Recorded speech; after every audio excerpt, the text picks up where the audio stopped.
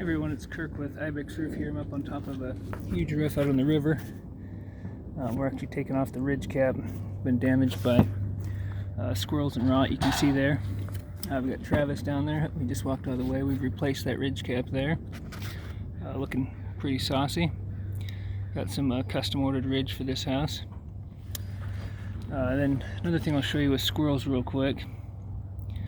You can see they've ate away at that flashing. Those holes right there.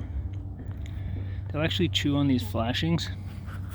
The lead flashings, something with their teeth, they like to do it. You can see that one there has been added onto it because the other one was destroyed by squirrels.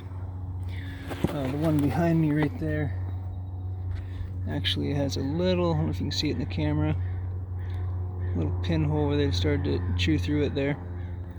But yeah, squirrels are, sure they're cute, but they're pretty rough on your roofs, especially if you got a cedar shake roof with lead pipe flashings. But yeah, we're just working our way along it and replacing those. Not an easy job on this steep of a pitch, but that's why we're here. Have a good day.